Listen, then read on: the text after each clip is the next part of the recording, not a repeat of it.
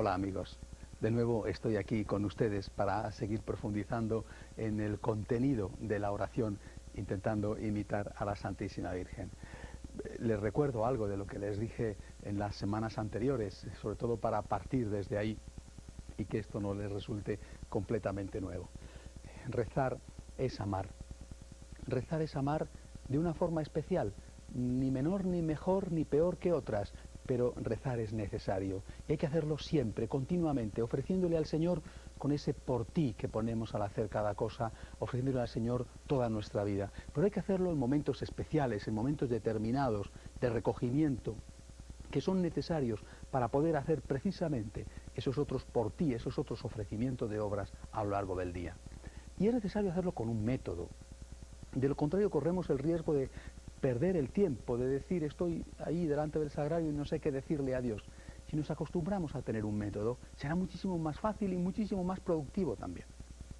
Yo ya les he aconsejado estos días un método, algo que pueda servirles de utilidad, aunque cada uno, por supuesto, puede tener el suyo. Entrar en presencia de Dios, ponernos en su presencia, escuchar al Señor y después decirle aquello que tenemos que decirle. Y dentro de este apartado de lo que nosotros tenemos que decirle a Dios, debemos de empezar siempre por la adoración. Señor, yo te adoro. Es decir, tú eres lo primero en mi vida. Solo tú eres Dios para mí. Los demás no son Dios, tú eres Dios. Ni la política es Dios, ni el partido, ni la patria, ni el trabajo, ni el dinero. Tú eres Dios. E inmediatamente darle gracias. Señor, gracias. ¿Y gracias por qué? Gracias ante todo por tu amor. Un amor manifestado de forma extraordinaria, de forma palpable en Jesucristo. Gracias, Señor, por tu amor, que te ha llevado a hacerte hombre por mí. Gracias por haber nacido niño en una cueva de pastores, ahí en medio de la suciedad del ganado. Gracias, Señor, por haber pasado toda tu vida escondido, dando sentido e importancia a mi vida, que es prácticamente siempre también escondida. Gracias, Señor, por tu vida pública, por aquellos 3 años maravillosos donde nos demostraste y nos abriste tu corazón y nos enseñaste hasta qué punto es grande tu compasión por el que sufre, por el enfermo, por aquel que ha sido marginado, por la mujer, por los niños. Gracias, Señor, por tus palabras y por tu mensaje, porque tu mensaje, incluso cuando me cuesta trabajo practicarlo, tu mensaje es salvador para mí. Gracias, Señor, por tu muerte. Y no solamente por tu muerte, sino porque tú has aceptado el sufrimiento por ser fiel a tu conciencia, porque tú has conocido y has bebido hasta el fondo el cáliz que nosotros los hombres bebemos también, y porque tú has hecho tuya la pregunta del por qué, la pregunta que nosotros nos hacemos. Y gracias, Señor, por tu resurrección, una resurrección que es la promesa de la vida eterna, pero que es también la certeza de que el amor es la única ideología que va a triunfar, que aunque parezca que sufre 1000 derrotas, la batalla final es suya. El amor es lo que vence en el mundo y todo lo demás, más pronto o más tarde, termina por ser derrotado, incluso a veces por aquellos que lo han ensalzado antes. Gracias, Señor, por todo eso. Y hoy quisiera, queridos amigos, que diéramos un paso más en nuestro contenido de oración. Le he dado gracias a Dios por Cristo. Le he dado gracias a Cristo por Él mismo, dado que Él es Dios. Y quiero también darle gracias por algo muy importante y que generalmente olvidamos. Gracias, Señor, por la Iglesia. Sí, también por la Iglesia. Incluso me atrevo a decir, especialmente por la Iglesia. Cuando yo era un joven sacerdote y yo aún más un seminarista, estaba de moda, al menos en mi país, en España, un eslogan, un lema que hizo realmente mucho daño. Decía, Cristo sí, Iglesia no. Es decir, estoy con Cristo pero no estoy con la Iglesia. Y mucha gente todavía lo dice, si no lo dice de esa manera, lo dice de otra y sobre todo lo hace en la práctica. Yo tengo, dicen algunos, una religión a mi manera. Yo soy cristiano a mi manera. Yo con Cristo lo que sea, con los curas no quiero saber nada. Seguramente que ustedes lo habrán oído y a lo mejor es posible que hasta alguno lo haya dicho o lo siga diciendo. Esto, perdonen que lo diga con toda franqueza, esto es una tontería. Vamos a ver. Han pasado 2000 años desde el nacimiento de Cristo, 1967 años desde la muerte de nuestro Señor. ¿Teníamos nosotros alguna opción, alguna posibilidad de conocer la figura de Jesús, el mensaje de Jesús, si no hubiera sido por la Iglesia? ¿Quién pone por escrito ese mensaje, sino son los evangelistas, es decir, la Iglesia. ¿Quién coge ese mensaje y lo custodia defendiéndole de tantas manipulaciones, de tantos intentos de tergiversarlo para acomodarlo a los intereses de los reyes, de los grandes, de los ricos, de los políticos, a lo largo de toda la historia? La Iglesia ha defendido el mensaje. Nosotros podemos afirmar, y esto es demostrable, que estamos proclamando la misma fe que hace 2000 años, y lo podemos demostrar porque hay una continuidad histórica ininterrumpida, también por escrito, que demuestra que lo mismo que nosotros decimos es lo que decían aquellos que escucharon y vieron a Jesús, que demuestra que la moral que nosotros intentamos practicar y proclamamos es la misma moral que intentaron proclamar y practicar aquellos que conocieron a Jesús. Cuando uno, en el siglo XXI, en el tercer milenio, está defendiendo, por ejemplo, la vida, está rechazando el aborto o está defendiendo unas relaciones sexuales solo dentro del matrimonio y no antes, o está defendiendo la fidelidad matrimonial, nosotros hoy podemos parecer extraños a hacer todo esto en una sociedad permisiva y secularizada, pero es lo mismo que les pasaba a los primeros cristianos. Hay una de las cartas escritas en aquellos primeros tiempos donde dice: nosotros los cristianos tenemos la mesa en común, pero no la cama. La mesa, es decir, la solidaridad, el compartir. Yo tengo y tú no tienes, yo te doy a ti, que eres mi hermano, pero no la cama. No hacemos promiscuidad. Y esto en aquel mundo pagano era chocante, sorprendente, escandaloso, como hoy.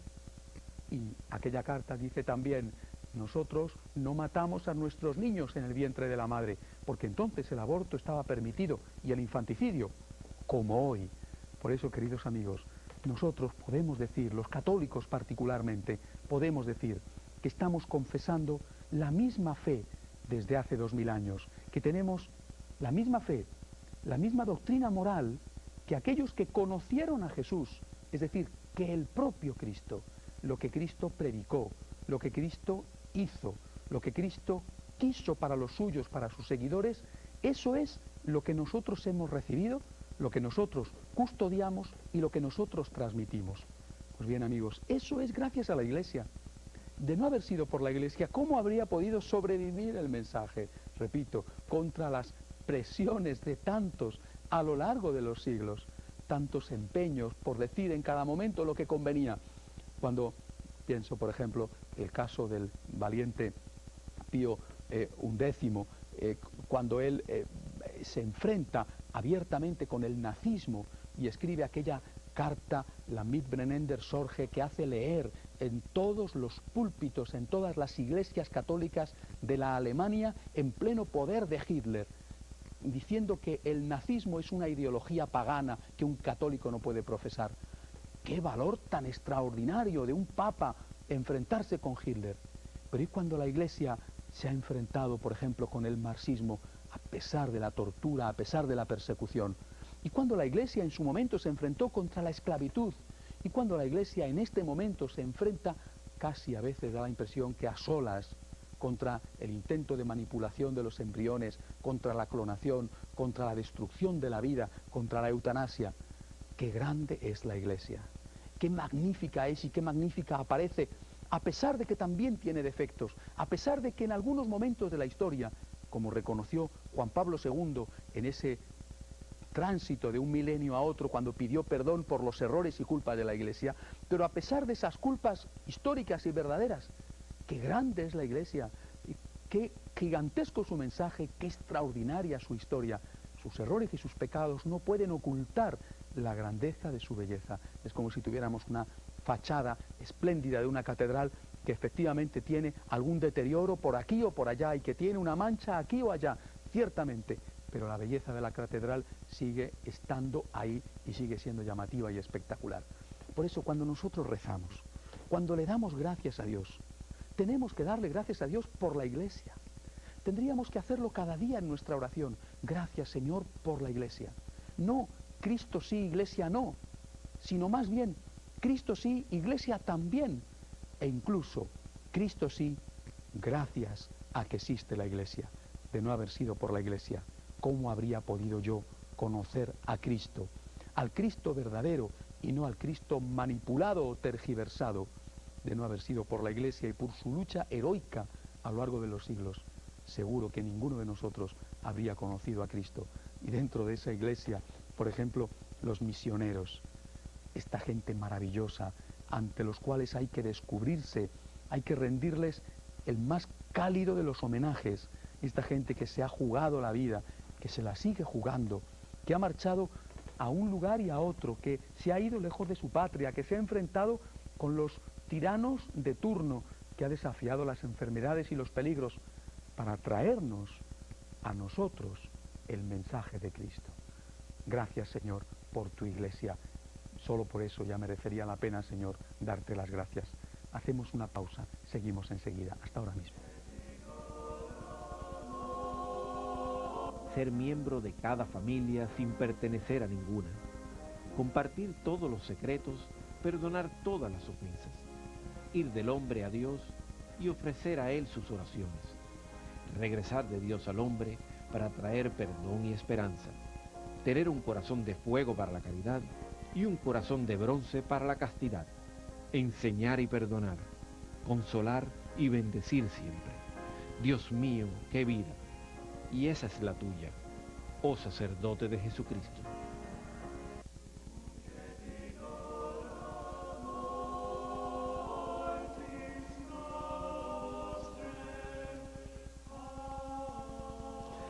Ya estoy de nuevo aquí, queridos amigos, para seguir con ustedes profundizando en esta imitación de María y aprendiendo de ella a rezar.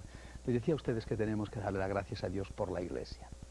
Y dentro de todas las cosas que tenemos en la Iglesia, merece la pena que destaquemos esos instrumentos de salvación privilegiados que son los sacramentos. Porque los sacramentos los tenemos, los recibimos, los celebramos en la Iglesia, gracias a la Iglesia. Y de hecho, otras iglesias, otras comunidades cristianas no tienen los sacramentos o no tienen todos los sacramentos. A lo mejor solo tienen el bautismo y quizá ni siquiera de forma válida todas. Y nosotros tenemos este don extraordinario de los sacramentos, que son esos cauces privilegiados, verdaderas autopistas a través de las cuales nos llega la gracia de Dios mediante esos signos sensibles que hacen que sea un sacramento y a través de las cuales nos llega la ayuda que necesitamos para una cosa determinada. Sacramento del matrimonio. Dios te va a ayudar a que seas fiel. Dios te va a ayudar a que estés unida a esa persona toda la vida. Dios te va a ayudar a que tengas hijos y a que los eduques como cristiano. Sacramento del sacerdocio. No tengas miedo. Es demasiado para ti, ciertamente. Uy, ser sacerdote, qué cosa tan difícil. Dios te va a ayudar, Dios te va a ayudar. No estás solo, Dios te va a ayudar. Sacramento de la unción de los enfermos. Estás pasándolo mal, estás enfermo, estás quizá cerca de la muerte. Estate tranquilo, Dios te va a ayudar a que des de su mano ese paso decisivo en el cual te vas a encontrar con Él. Y así uno tras otro, el sacramento de la penitencia. ¡Qué maravilla de sacramento! ¡Qué delicia de sacramento! Cuando tú puedes recibir el perdón de tus pecados, simplemente porque tienes que contárselo a alguien, y ¡ay, qué difícil es contárselo a alguien! No digo que sea sencillo, aparte de que a lo mejor hay que buscar confesores que te traten bien, porque hay que buscar no gente que te diga que lo que has hecho no está mal, sino gente que no te regañe o que no te maltrate, ¿verdad? Tal y como exactamente pide la Iglesia a los confesores. Pero qué maravilla el sacramento de la confesión, la penitencia, a través del cual cuando tú le dices humildemente al sacerdote aquellas cosas que has hecho mal, cómo te sientes lleno de paz, te sientes que puedes volver a empezar, lleno de fuerza, te sientes limpio. Qué extraordinario don, qué gran regalo el sacramento de la penitencia, la confirmación que te va a impulsar para seguir siendo soldado de Cristo, para ser testigo de Cristo en medio de una sociedad como la nuestra. No digamos, lógicamente, el bautismo, que es el sacramento por el que entramos en la Iglesia y nos hacemos hijos de Dios y recibimos el perdón de los pecados que tuviéramos hasta ese momento, y en el caso de los niños, del pecado original, que es el único que tienen.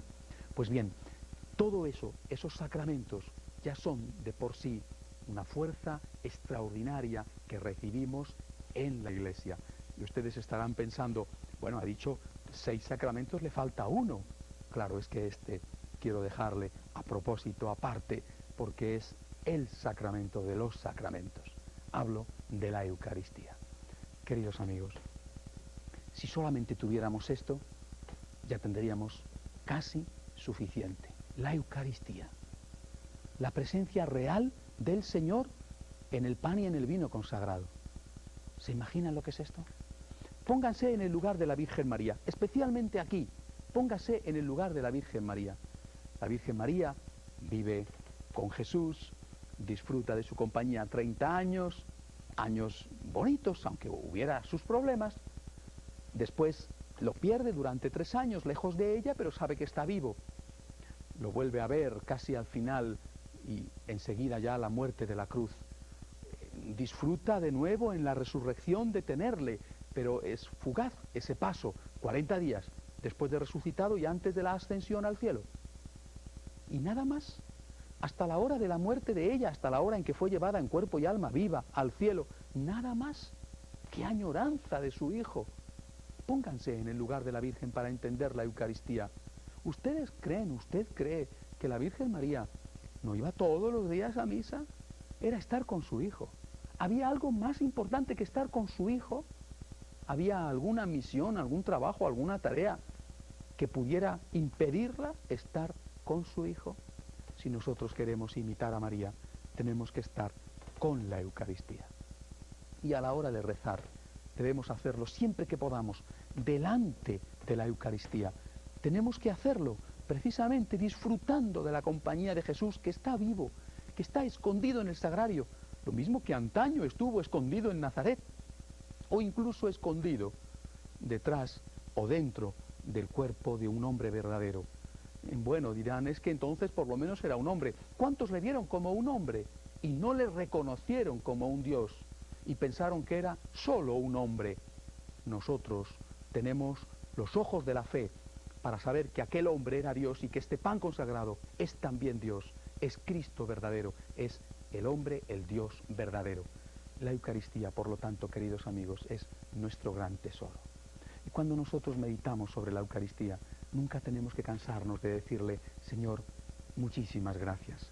Gracias, Señor, por tu amor que ha llegado hasta el extremo, no solo de hacerte carne, sino de hacerte pan, no solo de hacerte hombre, sino de hacerte esto tan extraordinariamente frágil como es un pedacito de pan o un poquito de vino. Gracias, Señor, por tu amor. E inmediatamente, cuando le damos gracias por la Eucaristía, pensar como María, ¿qué tengo que hacer? ¿Qué tengo que hacer, Señor, para valorar esa Eucaristía? Y es muy fácil la respuesta. Lo que tengo que hacer es utilizarla, es decir, comulgar, acudir ante el Santísimo, hacer un rato de oración y un rato de compañía a Cristo que nos está esperando, que está necesitado de nuestro cariño y de nuestro amor. Acudir a darle el amor que Él espera y que Él necesita, porque ya saben ustedes que nadie es tan esclavo como aquel que ama. El que ama es esclavo del ser amado. Solamente te puede hacer daño aquel que ya está cerca de tu corazón. Por eso nosotros, tan cercanos como estamos del corazón de Jesús, por lo mucho que Él nos quiere, nosotros somos los que le podemos hacer el bien o el mal. Acudamos, por lo tanto, a este corazón amante de Cristo que se ha quedado en la Eucaristía necesitado de nuestro amor. Acudamos allí a acompañarle, a darle ternura, a darle la adoración y el respeto que merece. Acudamos a darle las gracias, acudamos a decirle, aquí me tienes, Señor. Y acudamos también a buscar apoyo, fortaleza, consuelo, orientación, todo eso que recibimos en la Eucaristía. Y hagámoslo individualmente mediante la oración, mediante la asistencia, por ejemplo, a los actos de exposición del Santísimo, pero hagámoslo también colectivamente, participando en la Santa Misa, haciéndonos de forma visible y concreta miembros del pueblo de Dios, alabando juntos al Señor, adorando juntos al Señor, agradeciendo juntos al Señor, porque eso es lo que significa precisamente la palabra Eucaristía. Queridos amigos, la Eucaristía debería de ser para nosotros de verdad el pan diario y debería de ser también el compromiso de amor diario. pan que recibimos y nos alimenta, compromiso de amor que damos a Cristo y por Cristo a los demás hombres también cada día. Mucha tiene que ser la tarea, la enfermedad, el problema o el agobio para no encontrar tiempo para ir a misa diaria. Cuando a las personas de mi parroquia les hablo con el corazón en la mano, les digo, mirad, no se trata de cumplir un precepto dominical, no se trata de que tienes que ir a misa porque si no cometes un pecado mortal. Se trata de que un cristiano, que sea cristiano, tendría que ir a misa diaria. No por pecado, no porque esté mandado, no porque si no lo haces vas al infierno. No, por amor, por agradecimiento. Cristo te espera, Cristo te necesita y tú necesitas a Cristo. En lugar de ir al psicólogo o de enchufarte a la televisión para buscar no sé qué, relax. ¿Por qué no te vas a misa? ¿Por qué no comulgas? ¿Por qué no te quedas un rato en intimidad con el Señor después de haber comulgado? Ya verás cómo te consuela, cómo te cuida, cómo te ilumina, cómo te orienta, cómo te ayuda. Ya verás hasta qué punto es grande el don que Él tiene preparado para ti. Por lo tanto, queridos amigos, cuando hacemos nuestra oración, reserven siempre un tiempo especial, privilegiado, para darle gracias a Dios por la Iglesia.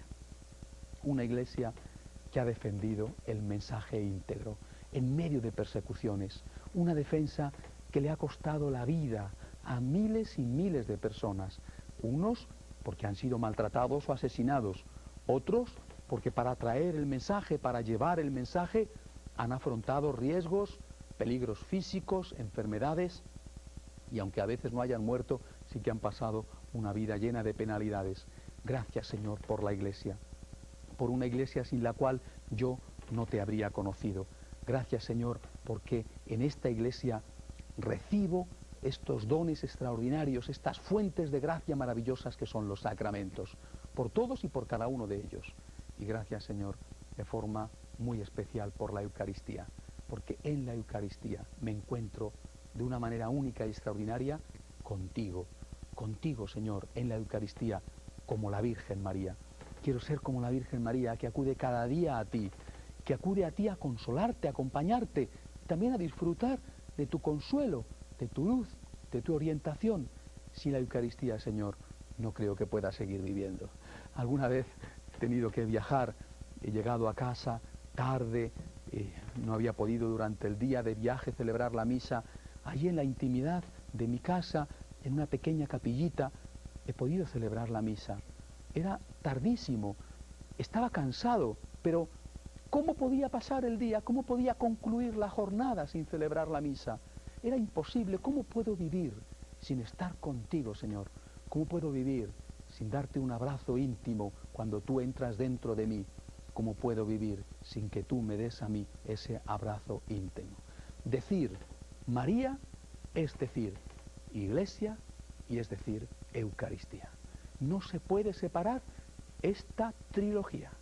La Virgen nos conduce a Cristo presente particularmente en la Eucaristía, pero a Cristo presente también en la Iglesia, presente también donde 2 o 3 de los hermanos están unidos en su nombre, presente también en la jerarquía, en el magisterio, aunque esto, queridos amigos, será justamente el tema que desarrollaré, si Dios quiere, la semana que viene.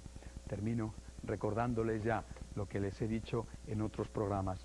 Estoy a su disposición en las direcciones de correo electrónico o en la dirección de correos que aparece siempre en pantalla. Estoy a su disposición. Seguramente, como en días pasados me están llegando siempre cartas y correos, seguramente que alguna persona quiere interesarse en esta espiritualidad de la imitación de la Virgen María, de los franciscanos de María, en esta espiritualidad que pone a Cristo en el primer lugar, pero que intenta acercarse al Señor tal y como hizo la Virgen, imitando a la Virgen, también en la oración. Estoy a su disposición. Nos vemos, si Dios quiere, la semana que viene y que Dios les bendiga.